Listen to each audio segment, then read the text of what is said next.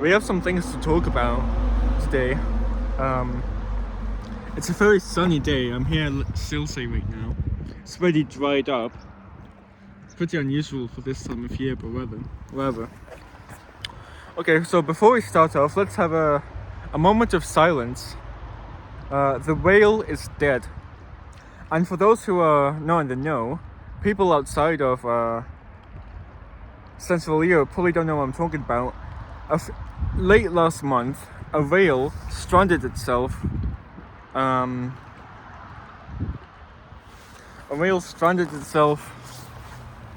Off the coast north of Lübeck.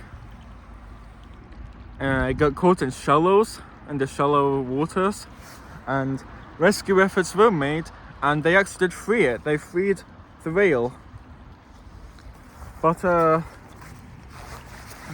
this happiness was short-lived, because a few days later, it got stranded again, once again in the shallows.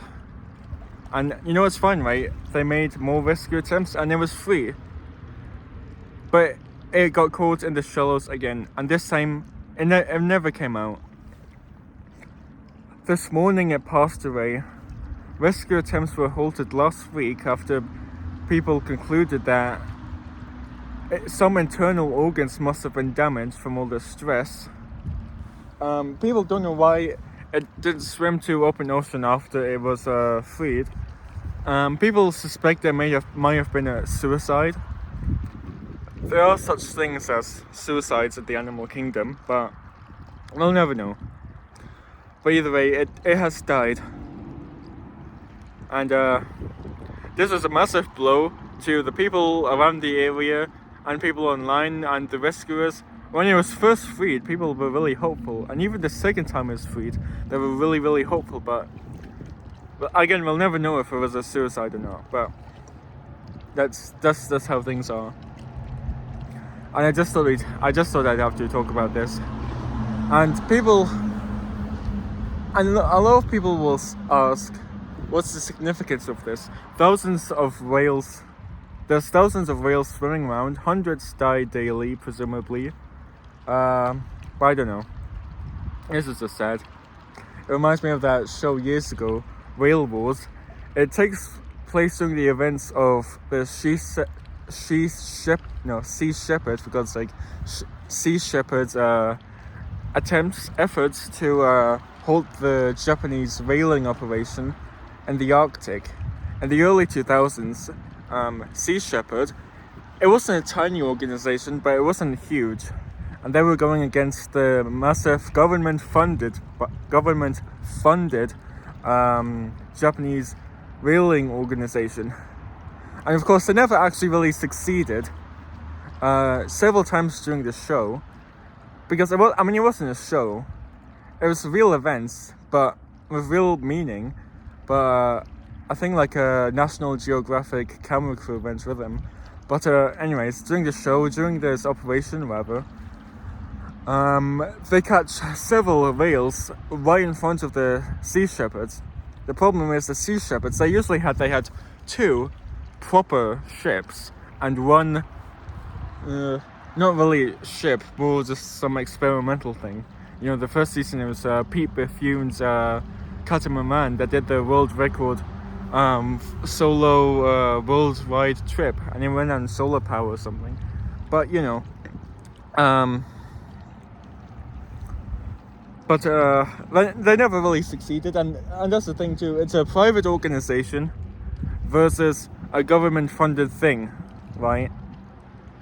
The Japanese whaling ships, they had so much at their disposal. They had several ships usually accompanying the main whaling ship as like security, and they had refueling operations, for example. There were never two Sea Shepherd ships at the same place at the same time. There's usually one that was making its way back to land to refuel. But the Japanese whaling ships, they had so much fuel at their disposal. They had fueling ships. Ships would sail down from Japan or wherever, and there'd be sea refueling at sea, you know. And that's not really a rare thing that ships do that all the time, warships, for example. But The Sea Shepherds had none of that, and they regularly got in trouble with governments. They had an incident where they got rammed by a Canadian Coast Guard ship.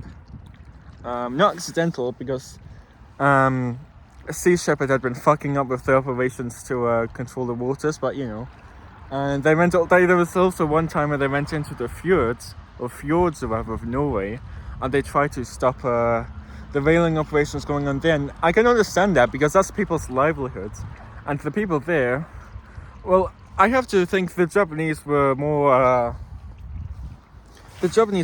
you know, professional when it came to their holding back their disdain for Sea Shepherd. But the Norwegians really just let all hell break loose. They did not hold back, and the Sea Shepherds really put themselves in danger by going into those fjords and attempting to stop the whaling operations, the beachings. But they failed, of course. You'll notice really quickly, Sea Shepherd, they never really succeeded in anything, and they didn't really succeed in changing people's opinions of all this online. Because there's still people to this day shitting on them for how they acted during this operation in the Arctic with the whaling vessels. They even rammed one time while a Japanese ship was bringing a dead whale to the whaling ship. Sea Shepherd, they rammed that ship. Nobody knows why. It didn't do anything. Those ships are faster than Sea Shepherds. That's the thing. Sea Shepherd ships go about 17 knots, and those whaling ships can go up to 25. So, you know, and they're a lot more modern, like I said before. But, you know, that's that. And I know I've vented about this for a while. I don't want to. I will give a little defense to Sea Shepherd, though. The ship that Pete Bethune had given to them was rammed. People online have been debating this for decades. They don't know if it was rammed or maybe it was an accident. It was rammed. If you looked at the footage, it was rammed. I think it was like Nishin Maru or something like that. It drove right into them. And that same ship, in the next season of the show, so probably next season of the winter or hunting season or whatever, it had been rebranded with new weapons and stuff, and a giant logo on the side of the ship that said Government of Japan. So the Sea Shepherds, you realize they were actually they weren't just hunting private whaling or fleets, they were hunting down real the Japanese government, kind of. Of course, the Japanese government never went to war with New Zealand or whatever, but still. People often ask why the Sea Shepherds never went for the Chinese whaling vessels. The Chinese whaling vessels are a lot less sophisticated. They're really flimsy shit. It's really flimsy stuff they have there. But Sea Shepherd never went there. Why? People assume it's probably because they're afraid of China or something. I don't know. But, you know. But anyways, that's that. Rest in peace to the whale. I just think it's really sad. A lot of people think it's really sad. Yeah. And, you know, there's that. Then there's the oil crisis that everyone has been non-stop hearing about all day, all week, all month. People asked last week that the oil crisis that people said was coming wasn't here yet. Why? And that's the thing. When the Strait of Hormuz was blocked, the freight operations, global trade wasn't disrupted immediately. You need to realize that those massive oil tankers, they move at really slow speeds. Sometimes just about as fast as a cyclist, right? My e-scooter goes faster than those ships. So the last ships that exited the Strait of Hormuz right before it was forcefully and aggressively shut down, they had another 3 or 4 weeks before they reached their destinations. And you know, those 3 or 4 weeks have come to an end.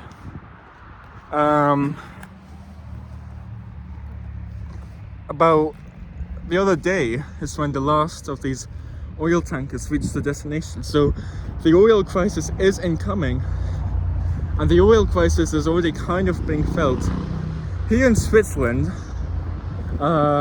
Switzerland isn't entirely dependent off of oil from the Strait of, or from Arabia, you know, from the Emirates. They're not gonna, Switzerland isn't gonna collapse, but you can tell that many things are already happening. Lufthansa, and I mentioned Lufthansa because they own Edelweiss, Swiss and everything. Lufthansa, for example, they have cancelled small regional routes, and Edelweiss is cancelling long-haul routes that were not entirely unprofitable, but not as profitable as they should be, given how much money that they're spending compared to how much the fuel costs, right? So they have cancelled those routes, and other countries worldwide are now on their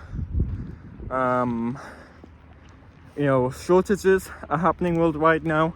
In Australia, you have a lot of shortages, a lot of people like truckers.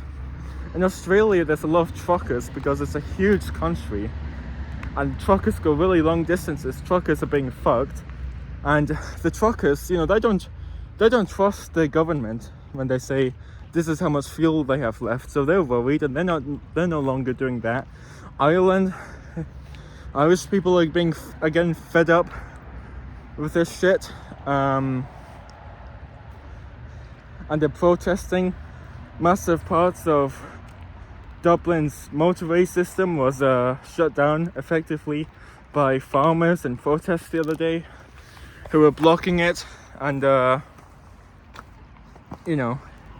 it's a shit situation. And many Asian countries that depend a bit more on the fuel coming from the area than here in Switzerland, well, they already began weeks ago cutting long-haul distance flights and long-haul flights to places, and we'll just have to see. There's a ceasefire going on right now, of course.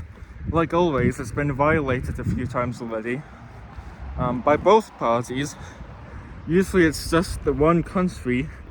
I don't want to name it because I'm afraid of my YouTube channel getting banned or whatever, but because it has happened actually quite a bit on online. But one country is usually in the Middle East, usually really keen to break the ceasefires, but it was also Iran. They launched several drones to an Iraqi airbase today, which is actually owned by the US, but still.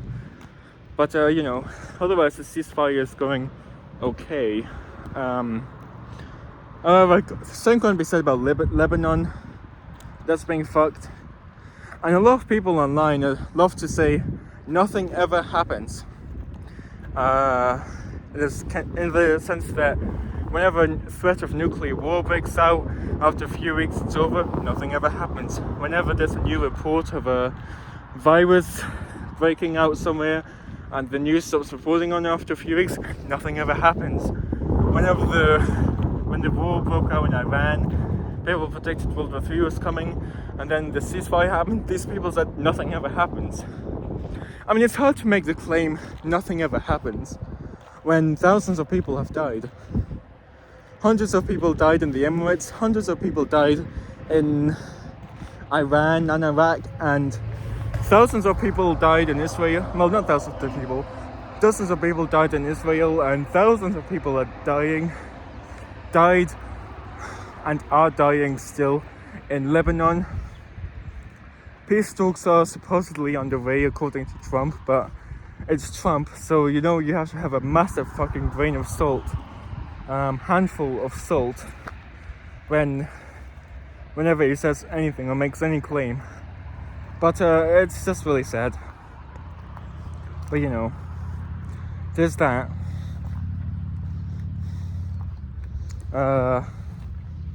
Yeah.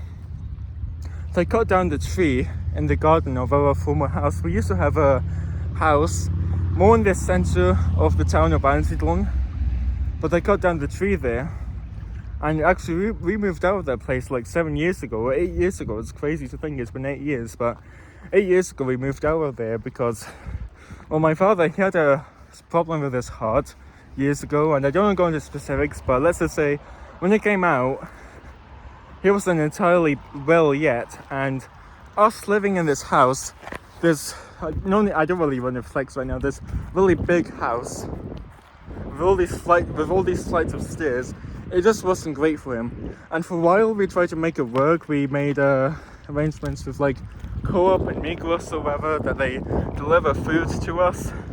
I mean, it wasn't an arrangement, it was something they were doing in, like, I think it was like the test phase back then, but that didn't work so too well, or would have been really inefficient. So what happened was we sold it, we moved into an apartment with other people, and a lift and an underground garage, and it's single floor. So my father no longer had anything to stress about, and it's really nice. But yeah, they demolished a massive tree in the garden of our old house because new apartments are being built in that area, and luckily they're not tearing the house down. It's not like an old and integrated house, it's modern. I think like a year before we moved there, a new portion had been built onto it, so that's not being demolished, but half the garden is being demolished, and thusly I know the massive tree that was there for years, decades, I think it's like 1950. If you look old photos of Einsiedeln and go back to 1950, that tree is there, although in its infancy, but and that's gone, and it's sad to see, but I'm a big advocate for more housing. Switzerland does need more housing. There's a really big housing crisis in Switzerland, and people keep trying to find new ways to fill it. Unfortunately, a big trend right now with architects is to build luxury apartments, and people are trying to put an end to that. And let's see what happens. Most people say that you have to move out of your parents' house by the time you're like 21. I don't know how I'm gonna do that exactly. Most people who have wages significantly better than mine, who are around my age or even older, they can't even move out of their parents' house because the housing prices are just that expensive. It's like 2,000 francs for a very tiny shithole. You look at videos of like apartment tours or listings, and there's always a massive line out and wrapping around blocks, and most people just take the apartment the first chances they get, no matter how shit it is, because the alternative is like just being put on a wait list and waiting even longer. It's fucking ridiculous. And in Einsiedeln, they're doing a lot of construction. There's a lot of new apartments going up in Einsiedeln. The population of Einsiedeln has almost doubled since when we moved here in 2012.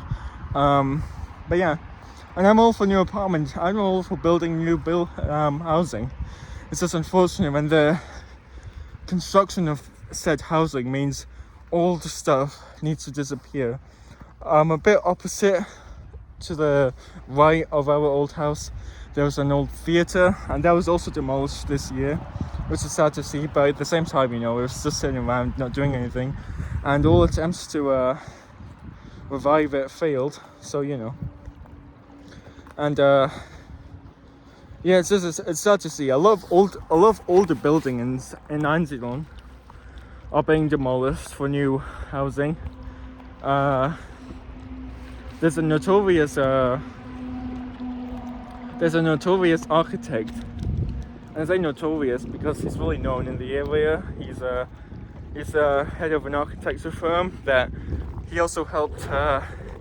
He influences the local council, and he also he built both of our houses, the old house and the new one, and he helped direct the Welttheater, who helps direct the Welttheater that usually happens in Einstein. So, and his architecture firm is doing a lot of construction in Einstein, and most of that construction is usually done after demolishing a lot of old buildings, and that's what he's notorious for. He's notorious for demolishing a lot of old buildings instead of just restoring them.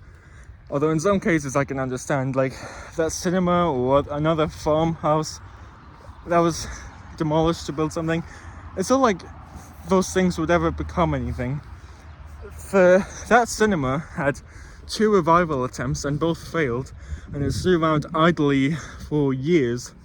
And towards the end, even like 2 years before it was demolished, all the insides were gutted out, so there are no chairs. There's just a big empty space and a bit of an eyesore. But you know, that got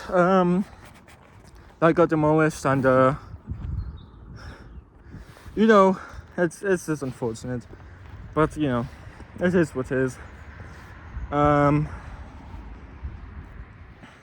Times ever marches on, as they say. They want to build several new buildings on the station of Einsiedeln, and a lot of Einsiedlers are against it, understandably, because Einsiedeln isn't a town.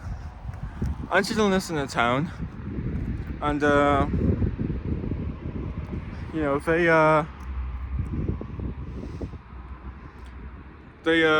you know, they are acting like it's a city. Einsiedeln is a town, but the council is building out Einsiedeln as if it's a city, and this new, at least in the eyes of many Einsiedlers here, this train station and Einsiedeln train station redevelopment plan is like the final nail in the coffin. But you know, you have to ask yourself, what other uses are there for the station? It's been modernized a bit, but there's not much. There's a freight shed, and that stopped saying freight years ago. There's a post office building, which is really, I mean, it's shit, but I don't know. And I'm personally 50-50.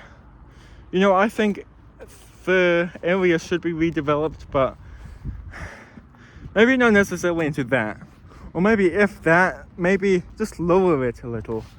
The tallest building in Einsiedeln is on average about 6-7 stories tall. That thing goes up to 8, and it's several of them. You know, they say it'll fit into Einsiedeln perfectly because I did a render or something like that, or drawing or something, and of like the town of Einsiedeln with these buildings, and they really nicely blend in, but still. There's some things that do and something that don't fit with the town, and I don't think that fits, but I do agree housing should be built there. Because right now, the big empty field next to it just looks like an eyesore. But yeah, that's that. And yeah, it's a really nice day, as you can see. The weather actually really improved. It was more or less 3 days of blech. Just shit weather. And now the weather has, at least, I mean, somewhat. You can see over there's a lot of clouds still going around, but the clouds are floating away. And it's hot too. That's what I noticed. After lunchtime, a lot of people started going around in like t-shirts and stuff. And I do look like a kind of a bozo right now with my woolly hat and my big jacket, but you know, I just hope the weather stays good. And yeah, the Silsee is really dry. In the summer it's fine for the height of this lake to be around there, but it was like this all winter, which made a lot of people wonder what the hell was up. Although once again, because of the oil crisis that's coming up, they're letting out more water, because this is an artificial lake. It was only made in like 1933 or something, and there's a dam at the end of there, and it makes electricity. It goes all the way down to Zurich, and along the way it goes through many energy production dams. And fun fact, it was actually used by the Swiss Air Force shortly before being flooded. I mean, you know, in the 1920s, the concept for this lake was first introduced. They built a bridge, not that one you see over there, but another one further away. But before they flooded it in 1933, they used it to test bombs. The Swiss Air Force tested bombing runs here. I'm not sure if the Nazis did too, or the Italians, like the fascist Italians, but I don't know. But yeah, they used it because it was a really big area that was about to be flooded anyway, so they didn't really care too much if they dropped bombs here and what destruction it would cause. But yeah, they dropped bombs here. It was used as a bomb testing base. And now it's a lake. My parents don't really like this lake, just because of how artificial it is, and I don't know. For me, it's like 50-50. I don't really, to be honest, I know it's just 50-50, but I don't really mind it too much, but still. And yeah, it's really dry. Where I'm standing right now, I should usually be like 2 meters or 3 meters underwater right now. Like, you see the line over there? That's where the lake level usually goes up to, but I'm standing right here right now. And usually I can only be standing here in like the height of summer, like June, July, August. But you could stand here back in November when all the snow from the mountains should be melting and down and rising the level of the lake, but I don't know. And there's still some snow up there. It's probably a lot colder up there, but yeah, I love the snow is melting. It was snowing until like, I think like mid-April, until like 2 weeks ago. There's still snow, really heavy snow amounts coming down, but now it's ended, hopefully. I mean, it would be really funny. I mean, I guess 50-50. Funny if it snowed, funny to most normal people, but really worrying probably for like climate experts, but I don't know. But yeah, I made my way down here to talk. It's really nice actually, and these rocks are really cool. And there you have some old things the boat's attached to, but those things are really abandoned.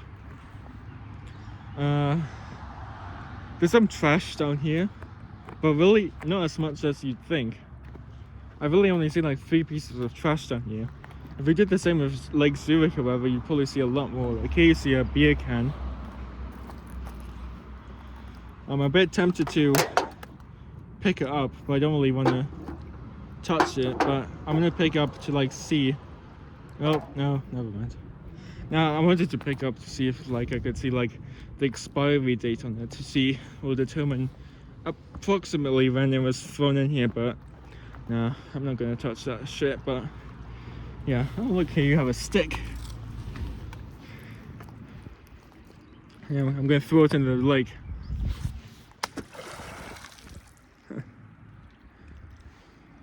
Yeah, it's really nice here.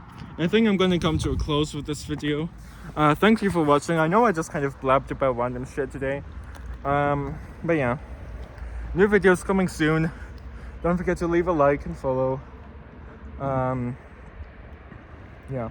If you disagree with anything I said today about the housing projects and housing in general, please do tell.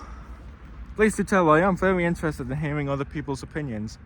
And about the housing stuff, especially with the housing stuff, I want to hear your opinions on housing and whether or not luxury housing in Switzerland should continue to be built.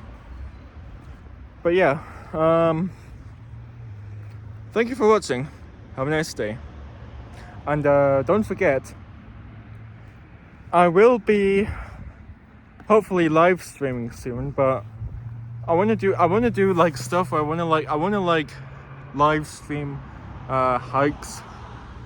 Summer's coming up. I want to do some hikes this summer around here, you know, in the region of Einsdorf or streets in general. But I need to see. But you know, being honest, I just need to see, because the phone, I don't want to be, to be honest, I think maybe I need to get like something like a headset or chest set or something.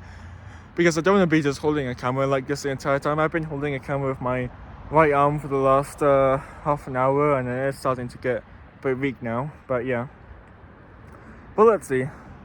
Yeah, I know that. And again, rest in peace to the whale that died. Again, many people don't really seem to, at least outside of the internet or the immediate area, seem to care too much. And yeah, I guess that's true. It is just at the end of the day a whale, but the circumstances of which it died and the amount of hope people had for it, that's what makes it sad. But yeah, thank you for watching. I hope you all have a great day. Until the next time.